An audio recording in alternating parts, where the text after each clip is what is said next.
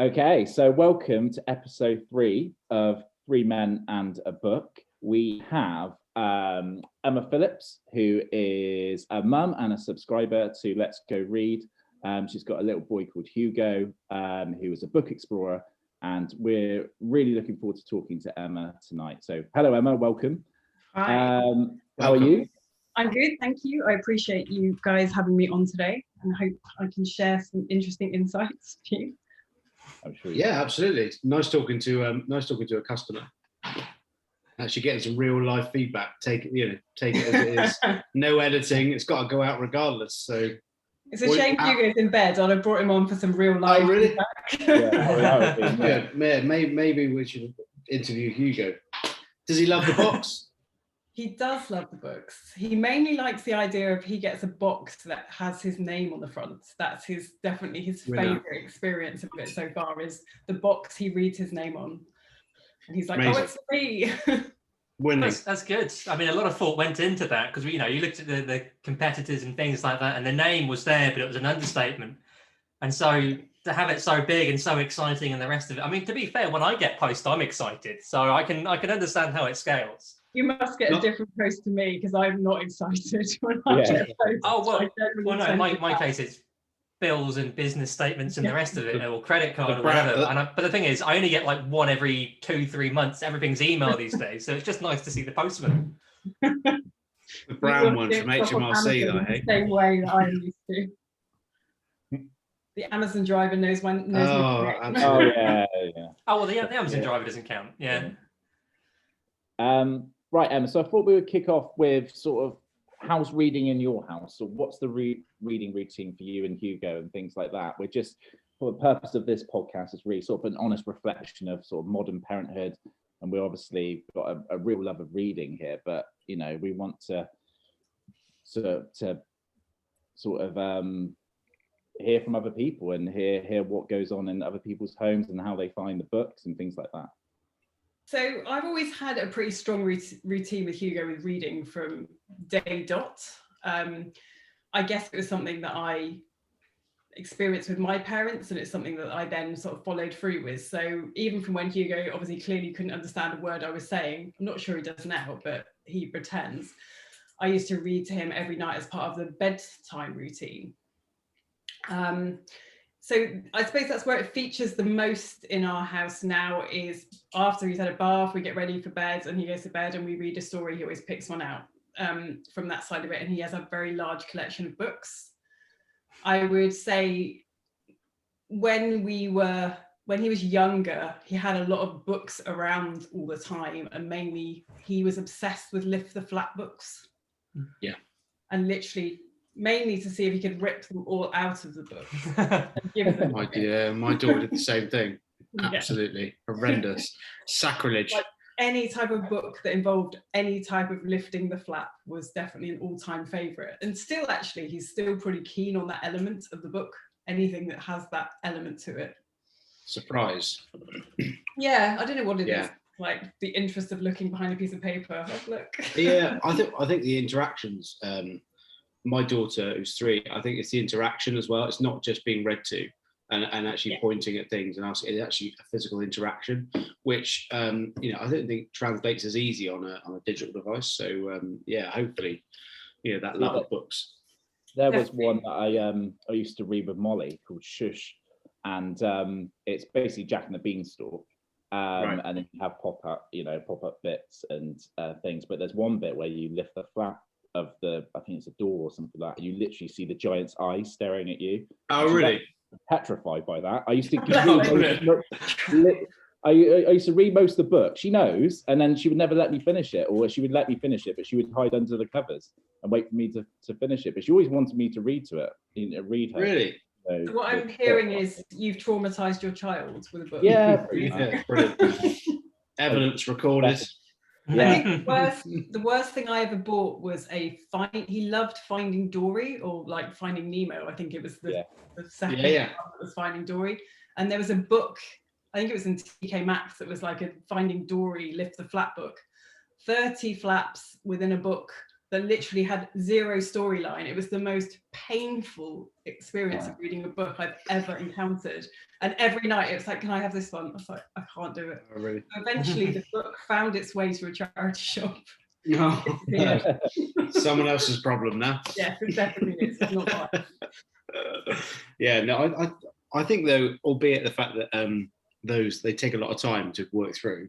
I think anything that we were, and funny, we were having a discussion with an author yesterday, and actually, I think anything that you can do to actually get your child interacting with books, I think is a good thing. So even if it is the case that they're obsessed with lifting flat books or pop-up books or whatever, I think any sort of start you can get to getting your child into reading, I think is incredible. Yeah. And I was also talking. The one that everyone has at the beginning, it's like, that's not my duck, or that's not my tiger. Like every parent has had that book of some. We had many of that's not my, and like, oh yeah, that's not my tiger. Yeah, classic. Yeah, classic birthday, Christmas presents, newborn presents. Let's just get them a book. Yeah, no, I get that, and it is always the same stuff. But no, I think we had a really interesting conversation about different things that gets different children into reading, and I said that last night. I was never a big reader as a kid. Unfortunately, I fell into the kind of technology age that I always wanted to play with something electronic or watch telly, or and I wish that I'd been more engaged with books. But at the time, I think my parents kind of looked at the classics, and if that wasn't going for me, then that is what it is. They always read to me every night, but never really grasped it. And actually, later on in life, I completely get it. It twigged. And then I think I'm obsessed with reading Ava books every single night, and obviously when she was much smaller we'd read in the day, but now it's just fallen perfectly as part of our evening routine, which is great. That's the same experience I had. Was it used to be a lot more in the day as well, mainly probably all the time, but now he's at school. I'm just like, there you go, yeah, absolutely. I read at night. Emma, one of the questions we were going to ask is, what's the one book that's had a sort of a big impact on you, whether that is in childhood or whether later on in life? Is there, one book that stands out for you that sort of inspired? Yeah, I did think about this. And the one that I always come back to is Papillon, which is by Henry Shree, which is a book about a French guy that escapes from a prison, essentially. And it's like, I don't know why I ended up reading this book. I literally have no idea.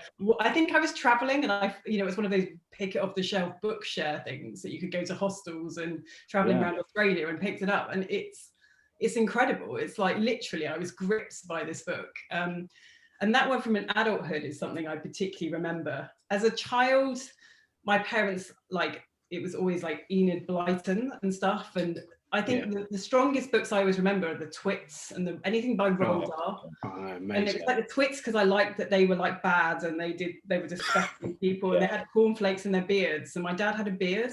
So I was always a bit like, yeah, that's like my dad. He's got a cornflake in his beard. But so those are the ones that kind of stood out. Mum told me that I really liked the Spot book, the Where's Spot, which again, and that ironically was the first book that I ever experienced Hugo laugh out loud to, was the Where's Spot book. And reading it as an adult, I'm like, this book's like, well, nothing in it. Literally, Where's Spot? It's in the end. Yeah, no, I get it. Used to belly laugh at that book when we first did it, and I was like, God, as an adult, it's not a classic. No. It's a very successful franchise, though. They've obviously got something. Indeed, they've done well. They've done incredibly well. Bob's gone to many other places other than just the basket. Well, we were saying the other day, isn't it, that modern children's writers tend to put a lot in for the adult as well now to keep them sane. Like, there's all these hidden jokes. I'm like, oh, fantastic. And I definitely find the books I like reading to Hugo the most have that element to it, or they have the rhyme, so they flow. Because sometimes I read a book and I'm like, I can't read this because I don't actually get what it's saying. I'm like, am I supposed to say that? The shifty books are great for that. The shifty books just roll off the tongue all the time. I really enjoy reading those, and Ava loves them. I've not heard of it. Emma might not be familiar with it. It's the Shifty McGifty books. It's one of the books we put right at the start. Okay. Yeah, it was. Yeah.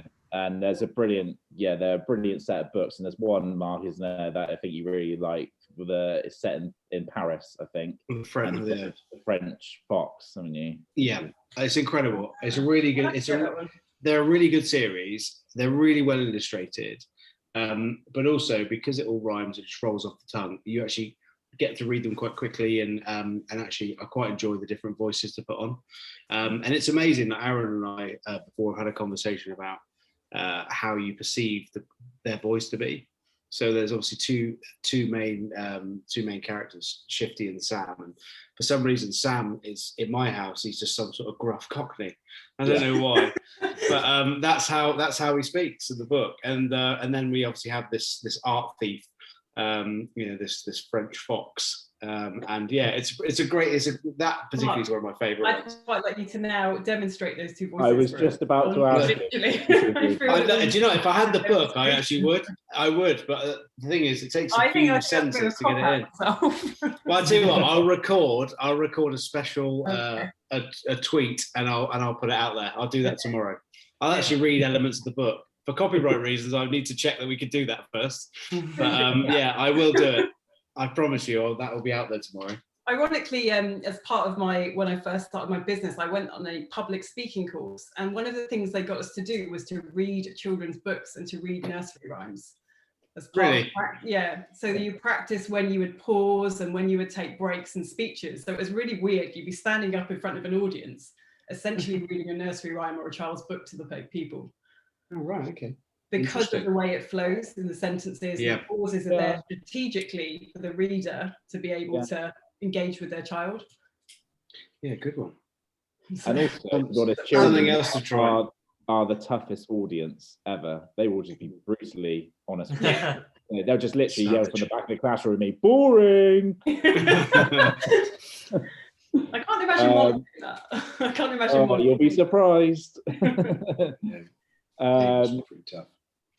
Okay, so how do you find sort of engaging Hugo in reading then? Do you have any sort of top tips or anything that you found that's worked really well? We're just keen to share as many sort of ideas as possible. I have to give you credit for this, really, Aaron, because it's something you said, because when Hugo sort of started school in September, maths was more his thing and reading was definitely not. He was like, there was a definite blockage with the reading side, and we started getting these reading books home, and I was thinking, oh God, you're sat there going, it's like the time, just move on. I need to move to the next one.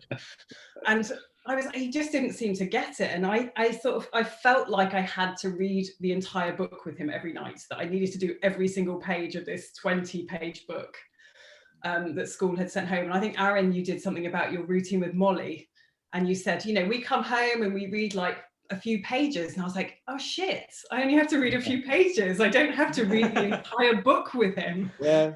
And that was almost the changing with our routine. So now we have it that the second he comes in from school, before he's allowed to do anything else, apart from go to the toilet if he needs to, he has to sit down and read his book. So we read the 5 pages, and we have increased that now because his reading's not quite as painful as it was at the beginning.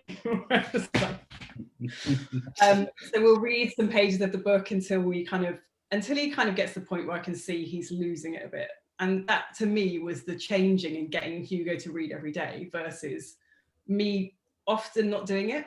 Like literally it was a case of I'd be like, oh, I haven't read with him all week, and I felt really bad because I knew I needed to, but I couldn't. So your simple tip made such a difference to me and Hugo's routine. So thank you for that. I appreciate that. That's all right. I just think that's sort of quite a big thing, that children will always feed off you and your reactions and your enthusiasm for it. So if you're finding it difficult, they will notice. Yeah. So it's just one of those where, Mummy's crying again, and Mummy's like in the corner rocking, like going, oh my God, it's that. Oh, that's great. Okay, so what's your favourite book in your household then? Have you got any sort of popular books or any go-tos that I have to admit, he's a big fan of Superbat at the moment. He did like that one. He was slightly scared by I don't know why. He was like scared by one of the pages in it. He's like, that page is a bit scary, mummy. I was like, Which one's that? Is that the one with the bats coming out of the cave? I think so. I think it's where there's the eyes or something like that. And he got over it quite quickly. But See Chris scrambling for reference. Oh well, you know, it's a big Let's one put in it our up. house as I well. wanna see it, I'm because just yeah. Trying to find the trauma page. the trauma page. Trauma page. Where have I ruined my child? Oh, page 9.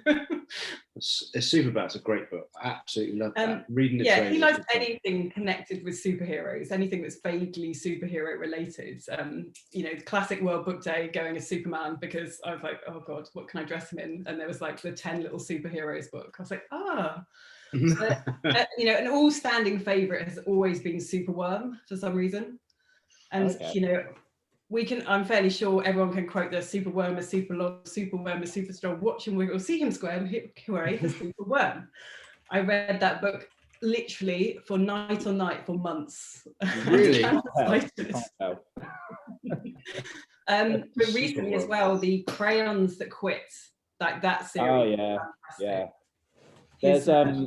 There was a really good idea from a teacher I saw once that used that book, and what they did with their class the day the chairs quit, and they literally took the chairs away, and then obviously the class. Oh really? Well, where can we sit down? Well, sorry, they've quit. They don't like the way that you're treating them, and you're leaning back on them, things like that. It's a really good idea. Some of Hugo's stuff at home, you just remove it. They've quit. Exactly. I forgot that line. Teachers, stop leaning back on your chair. Yeah. I mean, I'm currently leaning on this one. Honestly, I reckon I'm not joking. I say it about 30 times a day, easily. Honestly, I take my hat off to you guys as teachers. I think you're saints in my eyes. Anyone that can look after my child day in, day out and teach them stuff, winning. Yeah. Superheroes. Right. Where do we get to? We're talking they about really teachers. are. To me, like teachers are superheroes. Unbelievable. Yeah, absolutely. We touched earlier about digital devices, and what have you? Is Hugo interested in digital devices, iPads, iPhones, and literally? If I let him, he would literally have the iPad attached to his hands. Like, really, literally another part of him, which breaks me because it's not something I find is comfortable, and I find that his behaviour definitely is. There's some relation in terms of how long he has a device or watches TV versus what his behaviour is like. Yeah, relate to that. They are super addictive, like to the point now where I've actually like really taken a step back and reduced how much iPad time Hugo has down to basically my husband and I do an online workout twice a week, and Hugo likes to sit in the same room as us, so he has the iPad then twice a week. He will pretty much every day ask me, is it workout night? Is it the day you do the workout? Like, is it Tuesday? It's like, no, it's not. And like, because he wants the iPad, and that's how addictive they are to a child, because they're so stimulating. Yeah, and it scares me. It quite frankly scares me. And I mean, if you think of how addictive your phone is as an adult, and I mean, Instagram's called Instagram because it's like a gram of cocaine. That's where the name came from. It's addictive, and that's the whole rationale behind that name. It's like you constant, and that's, you know, don't get me wrong, I am no saint. My child sits in front of the TV sometimes, and sometimes the iPad is the only way I can get anything done without him. Mummy. Yeah, no, we all do it. I do it. Yeah, you've got to do what you've got to do sometimes. Have really restricted what's on it, what he watches, and that side of it, because for me personally, my experience of Hugo is his behaviour goes downhill the more time he has on a device versus not. Yeah.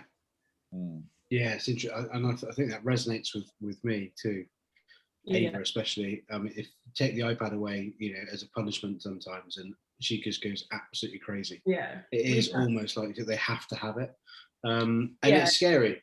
It is scary, but you know, hopefully we can encourage more children to read and keep pushing that. But you know, I am a technology lover. I'm not saying ban technology and burn it, but ultimately, I think limiting it is definitely right. I think. Well, I work in tech, and I don't know whether it's true, but like lots of people say that people like the people that developed all of Apple and stuff don't let their kids anywhere near them, and whether the rumor that they have in the media or whether that is actually true, but often they say no, they just have their kids in the forest, like climbing trees. Just counting money. Yeah, literally like, oh yeah, making £1 million. Don't go on the iPad. Just count that billion over there a minute. You could just keep counting that money. I can sort of believe that, because from 8 a.m. till 8 at night, I will sit at this desk and I will work. This is where I am. My entire career is around digital. I can't escape it. But you guys are surprised that I rapidly enjoy gardening, and I push my son towards being outside with the mud. And so I can absolutely believe that's a common thing with tech people going, yeah, sure, let's get them outside, because if they don't get completely covered in mud, then they may grow up to never go outside. And I may enjoy what I do, but that doesn't mean that he should be hiding or squirreled away. And it's interesting talking about apps and devices and the TV. I mean, Dougie is 2, and I say quite often he loves Thomas, but putting Thomas on is our cheat, because he will stand in front of the TV, getting neck ache. And so, we started, not having it on delivery. Like if we needed to distract him, we find something else to do. And it's where we moved on to having audiobooks playing instead, which is that little, that Yoto device I talked about in the past, because it has a screen, but it's not a real screen. It's a pixelated single image. And instead he'll go and pick an audiobook or a bit of music, and he'll put that in it and he'll play with that. And instead, this fixates him by hearing a non-screened voice. But of course, he's still learning to speak, and he's actually very quiet lad. It's very, very annoying. I'm sure one day he's just going to come out in complete sentences and tell me, suddenly it'd be like 4 or 5 syllables in a single word, from silence to 5 syllables overnight. It's like, it's an onomatopoeia, Daddy. Oh, what? Oh.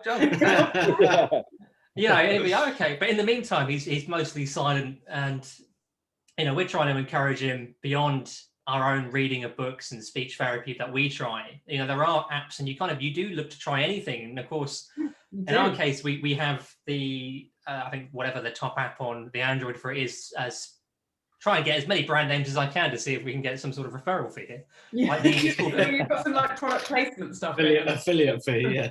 Well, that's it. As long as I don't say it's bad and terrible, we'll do all right. But there's this one called... I'll just leave this here. Yeah, that's it.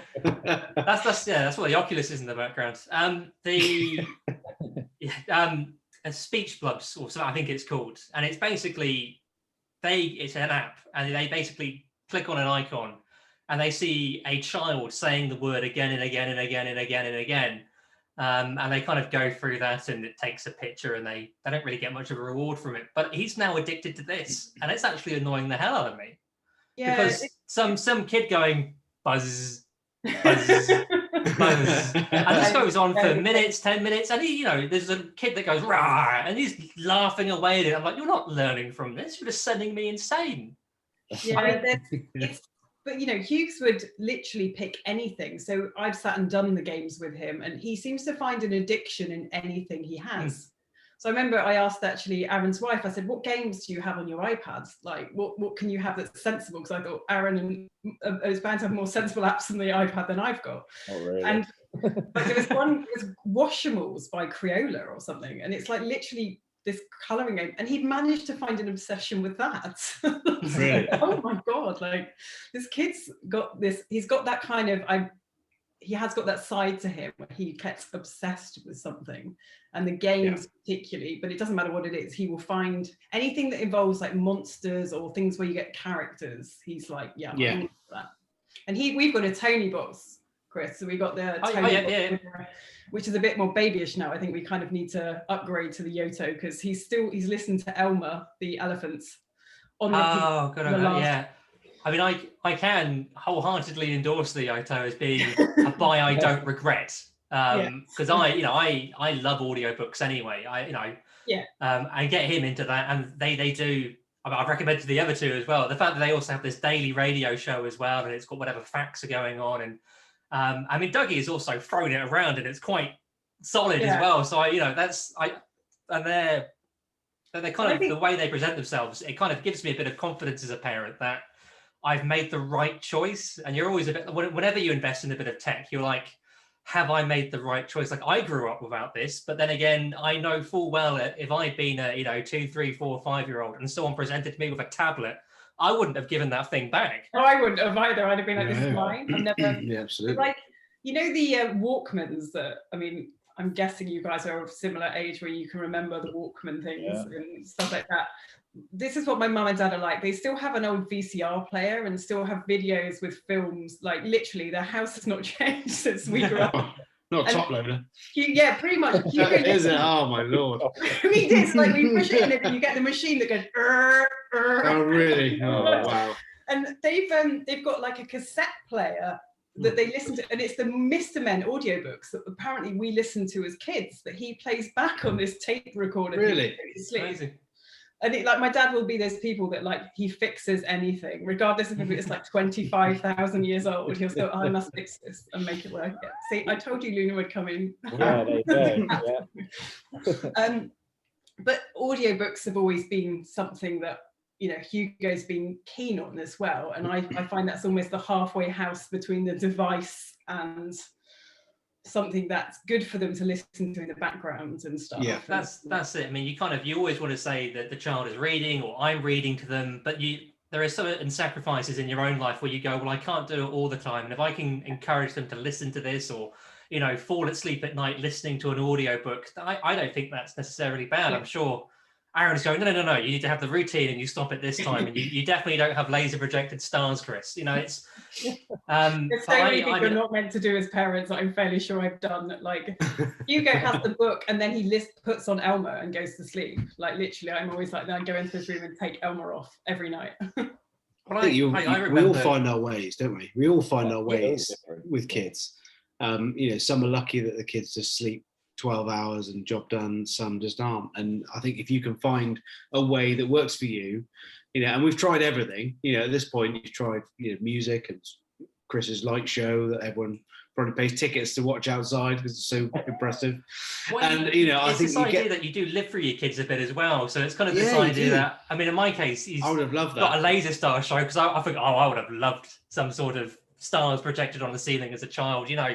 And you go, if I couldn't have it, he's going to have it. And if I accidentally, you know, and that's part of the bedtime routine, look at it myself and, you know, drift back 20, 30 years. I'm in heaven. And we have to listen to an audiobook. I think I'm going to pick it tonight, Dougie. I hope you don't mind. And it's going to be, you know, it's one of those strange things where you do end up living a bit through and kind of getting the childhood back. But then of course, then you do make terrible mistakes and everyone's playing on the iPad at midnight. I got to sleep. I'm getting really distracted, Emma. By the cat. I said to you, the cat never misses a meeting I'm in. This cat appears. Like, don't know where she comes from. She just literally comes in. This is Luna. Say hi, Luna. Hi, Luna. Oh yeah, she's massive. Like a Bengal. She is not Bengal. That's why. Really? Oh, that's why. Knew there was some sort of wild cat in her. But she, I actually got a sleep consultant in for Hugo at 10 months old because I thought I was going to die because he was waking up like literally on the hour, no matter what I was doing, every routine. And, you know, simple things like getting that routine and sticking to it was, you know, and it was a simple thing that I think it was like one thing she told me that changed my life overnight in terms of like, you know, do this, read to him when he's awake and all of that stuff, and then let him, you know, go to sleep. That's what actually ended up making Hugo sleep through. Sometimes we talked about that the other day, didn't we? When we were saying about some of the books that we're reading or we're putting in the box. So like Superbat will get the child G'd up. Don't we said that before bedtime? Yeah, absolutely. I think there are certain books you can get away with at night, and there are some that actually my wife tells me off for reading or getting too animated. Like we in one of our subscriptions we had The Pirates Are Coming, and it's a fantastic book. But Aaron suggested that I buy a bell to ring, and I started ringing that at 7 o'clock at night. Why not? So yeah, we went crazy with it, and she was wired. So it was. But I enjoy so much reading to her. And hopefully, Alfie, my son, he's only 5 months old. But when, I think in the next couple of months, I'll start bringing him into the routine as well together. Whether Ava wants him to sit in her room while we do it is another thing. But she won't let and horrendous. He's going to have to sit in the hallway awkwardly, just watching, just staring at me. I think because I didn't have that, I had my parents read to me, but because I didn't have any, I don't recall any like super exciting, ringing bells and shouting, and I think it was all very how I used to read to Ava before Aaron. I heard Aaron reading to Molly, like Superman over here reading to Molly, and bringing on the characters' voices and stuff. I think that was so much more engaging. So I actually really enjoy it. When I heard Aaron do the demonstration, I was like, oh shit, I need to stop my game. I need to you watched it. I'm so glad someone's watched it. Don't let Hugo see it. I also, like the Tiggle Monster. Hugo likes reading the Tiggle Monster at night, and that's it's kind of one of the Julia Donaldson books with the little fat things, and he loves being tiggled, and it's like, it's really not ideal, is it? It's like 7 o'clock, I'm trying to get to sleep, and you're like, I know. Yeah, no, I think that it's something I didn't think about at the time, because you just enjoy that time together. And, I work a lot of hours. So when I come home, that sort of half an hour that I'll spend with her, and then that 20 minutes reading is so important to me that I get a bit carried away sometimes. I'm reading really excitedly, and I'm picking books that actually I think are fun. So rather than doing it in the day, I do it at night, and I think that causes problems. But to be fair, touch wood, and sorry to be one of these parents of, our kids are great, they sleep 12 hours, these bags aren't from kids. It's just we've been really lucky that actually, because of the routine we put in, luckily from about 4 months she slept all the way through from 7 or half 7 all the way through to 7, half 7 in the morning. Probably so now. Yeah, so absolutely, you probably want to kill me now, because people go, and there is nothing worse in the early days when you have the baby, you bring them home and you look at them and think, I'm a parent now. And you've got this little baby in a crib trying to sleep or looking at you and think, God, they depend on me for absolutely everything. And it's a weird sort of time, but when they're awake and they won't go to sleep and they won't get comfortable, and it's a horrible feeling. And sleep deprivation is really tough, I think, for people. So I think you can see how serious it is, and that for the routine for us worked really well, and we've stuck with that, and we've done it with Alfie. Let's hope that he's a good sleeper too. They always say the second one's a bit of a nightmare, but touch wood at the moment. Sleep deprivation is tough for a kid, and I think that's absolutely. What we have to remember is actually if the kid needs that sleep more than anything, the best thing we're going to do for them is to make sure that they have a routine where they settle down and they go to sleep.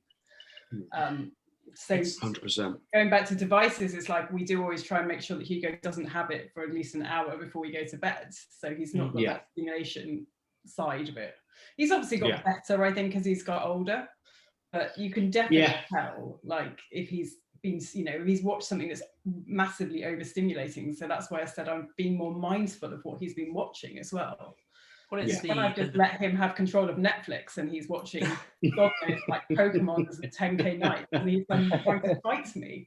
Wired. It's the screen itself, isn't it? Blue light and so on. Because I find, even me as an adult, I'm affected. I know if I work late or if I have the screen, then I will literally lie in bed for hours waiting. But if I cut it off and read for an hour before bed or so, and then it's a lot easier. I mean, back to sleep deprivation, I find that one funny. Because we're like adults and we understand what's happening. They don't. Yeah. So we're given this device, which is so powerful. And I think that's largely what you said, Chris, is we can understand that you put it back and you put it away. Yes. And a large time people don't. You think about people that play computer. We still do it. We know the effects, but we still do it. We just go, it's future Chris's problem, it's future Emma's problem. And you just 3-4 hours time goes by and you go, oh man, I am really my own worst nightmare on this. Yeah. But I'll do the same thing tomorrow. But that's it's such a strange idea. Hugo started actually going to us. So are you doing those like Spider-Man lunges in your workout tonight? I really like them. And it was like, no, you don't. You're on the iPads. He obviously puts out your kit. Yeah, he's like, it's a workout night. Yeah. Maybe I should get Ava to do that. I'll be an awful lot fitter if I got Ava to do that. Body shame me to get the iPad. Like, Dad, I think you need to work out tonight. Rather than pouring that big gin, why don't you go for a workout? And I go with the iPad. Yeah, why not? Yeah, absolutely. He said, so drinking wine. yeah, absolutely. So what have we've been kind of discussing on and off a lot of what we call parenting fails, and it's something that we always find quite entertaining. And we've heard some quite good ones. Is there anything that stands out for you that you think that, oh, you know, a complete parenting fail there? A part of me feels like I have parenting fails every day of the week. So if I'm honest, I think there's a large, like, how long have you got? About 10 minutes. In terms of like ones that really stand out, it's largely around like not having spare clothes, and when Hugo was younger, the potty training stage, and thinking, okay, yeah, I'm going to take him out today, and he's going to wear like big boy pants, and we're going to take him out, and then being in a shop and him basically just weeing all over the shop floor, right? That sounds pretty much like a night out, Mark. Yes, it does. Yeah, it happens to the best of us. Standing there thinking, okay, so I've now got to tell the shop people that this child's kind of weed on that kind of hard carpet that you can't get, and also, just walk away. And also I have no change of clothes for this child, so clearly he's not got this potty training quite as well as. Oh no. No, it's a nightmare. Yeah, I think you just have to just walk on. Yeah, it's kind of like, what do I do here? Like in this, I would go and get an assistant and say, look, you know, I'm sorry to bring this up. I think someone's urinated over there, and just walk out. Don't let anyone slip on it. Do I sidestep and walk out and just like carry this kid? Yeah, just whistle. I find whistling helps. Just whistle as you walk out, completely, you know, unaware of what's happened. I think it was just before he was 1, and Hugo walked quite early, and we were up at Hestercombe, and there was this massive, like, anything to do with getting muddy and dirty, Hugo was like literally all over it, and he saw this massive muddy puddle, and before I knew it, he was doing the Peppa Pig thing of literally in the puddle, stamping on it. And at first I was like, I need to stop him. And then a part of me realized like how much glee he was in, and he was enjoying the moment so much. Like all these people walking past me, literally looking at disgust at me, that this kid was in like a stripy white and red t-shirt and stuff, and literally now looked like he was rolled in mud. And then I suddenly remembered that I hadn't brought a change of clothes for him again. So like with this kid, all these Hestercombe people look at me, and Hestercombe, for people that don't know it, is quite a nice to do walking area, like around here. With this kid like coated from head to toe in mud, with me having no way of changing him, no way of doing it, and thinking, I want to die now. I think the walk off strategy works there too, really. This was the under the arm. Whose child is this? It's not mine. Like, wait till everyone goes and chuck him under your arm and just get them out. Into this state. I can imagine it's one of those moments though when you get in the car, you just look at him and go, iPad. Like, what have I done? Like, why did I allow you to do that? And I still have the video to this day of him doing it, like literally with me just going, oh my god. Like, brilliant. That's what being a kid's about, jumping in muddy puddles. And, I was trying not to ruin his play, but I'm dying inside. Yeah, I think it's great. I'm not a good person with mess at the best of the time, so that literally my soul. Yeah, hose them off at the door before you bring them in. Yeah, like literally. But yeah, there was 2 of the sort of standout ones, but I pretty much say I fail as a parent most days. Are you just as well to talk about the product? Obviously, you're an end user. We usually end on the fails, but I feel we need to get a bit of a review on the product. Are you obviously it's a subscription for Hugo? He's enjoying the books. Is he enjoying the activities that come with them, or? Yeah, and more so than anything is I'm enjoying the activity books, because it gives him something to do. And he didn't really understand why, you know, he thought the activity book was like his normal book of doing something, but he then realized that once he'd read the book, they correlated to each other, and I was like, oh mummy, this is what we read last night, and this is what we did last night. So then we could go back, and he wanted to read the book again, and then we'd go back and review the activity book and do it again. Like, his ultimate favorite page is the sticker page, and that's pretty much always been a firm favorite of Hugo, to get stickers. Anything that has stickers in it is going anywhere, and he did manage to actually keep them on the pages rather than try and stick them all over the kitchen, which that was one thing we were trying to achieve with it, is actually give them a proper place where it makes sense for them to stick. I am very grateful he did a page for said stickers. And he's very intrigued by the QR code actually on the back. He keeps saying, what is this, so when I playing it all the time. Yeah. So he must be the only person that is. Yeah. Well, I showed him what happened, and he was like, "Oh, it's Molly's daddy." Oh, really? Oh, that's good. Oh. But no wonder he's got sleep. You know, he's not sleeping. You don't show him that before bed. Yeah. You know, Oh, the that's whole great. experience is a really nice thing for him to get, and it massively supports, you know, how important the reading is for them. And I think the head teacher at their school, we're very lucky, and reading is like his thing. He actually collects children's books. That's one of the things that he does. And I think you know, he also said, like, if he doesn't really mind about homework at this stage, but if you could just read to your kid every night and make sure that they can read, that would be the best thing you could do for your child. Yeah. So I enjoy the new books because I get bored to death of the old ones as well. So having that new experience of new books coming in, and, you know, I think as you get all these books, it's nice to actually have someone have done the research and pick them for you, and sort of being like, oh, these are tried and tested books that kids will like. Because sometimes I've bought some that look, you know, they look fantastic, but then you get them, you're like, oh, this is a bit naff. We said the exact same thing. I'm a bit of a culprit of walking through a supermarket, just shopping, randomly seeing this very beautiful, like nicely illustrated cover of a kid's book and think, oh, that'd be great. And I'll just, because obviously everyone's in a rush in the supermarket, you want to get in and out, you flick through it, oh, that's great. You buy it, you'll spend 8-9 quid on it. And you'll get home and you think, actually, I really regret buying that because it's terrible. Yeah. So yeah, I know that I'm biased because this is our business, and we're, you know, but we really believe in the fact that we're delivering the best books that we can, whilst hopefully, you know, not too much more expensive than actually physically buying 2 books yourself. And then you get the activities, and it's obviously, you know, personalised, which I'm glad Hugo really likes. Honestly, that's definitely a winning point. And I think anyone that sees their name in print is generally quite happy. And as a child, that's very exciting for them to see something that's got their name on it.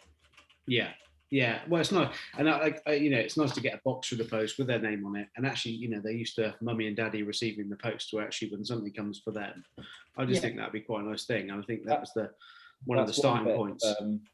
Really positive feedback we're getting at the moment is the positive relationship the children are building with the box now, and the fact that they get used to it and they get excited, even more excited about it when they see it, because they know, they get an idea of what it is now, which is quite good.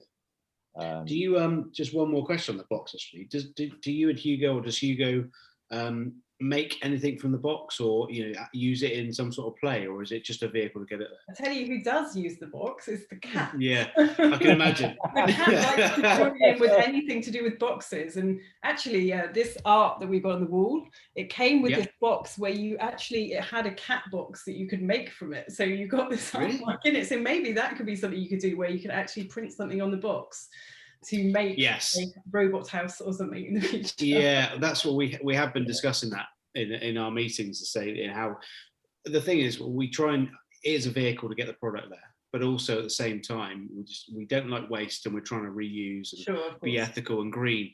But sometimes when you print in mass on the boxes, it's always the same thing every time, and I think once you use it once, you've done something with it. So we try and create some activities where you can utilize the box, but that's a really good bit of feedback, and we'll try and be a bit more direct. The cat was definitely keen on the box. So. I say, if you've got a cat, buy the subscription, because the cat will love the box. Definitely fit in there. Yeah, let's do that. Amazing. Thank you so much for your time. You've been really great. I really appreciate it. And you know, I'm really pleased that Hugo's enjoying the boxes, and you're enjoying the time that you get when he's doing the activities. And like, thank you guys for what you're doing, and I really appreciate like you having me on and me being able to share my experiences, because I work in marketing and I see a lot of products and I see a lot of what's, you know, going out there, guys, and you guys have got something really special here. So like, thank you. What you're doing, I'm sure that it's going to be, you know, more people need to get involved with this and actually see what you're doing, because it's such a great product. Amazing. Thank you for that. I really do appreciate it. Yeah, brilliant. Thank you, Emma. So, thanks so much for coming on. No worries. Thank you. Yeah, really appreciate it. And it's nice to meet Luna too. Yeah, well, she's always here. Trust me. Right, take care. Have a nice evening. Take care. Bye. Bye-bye. Bye.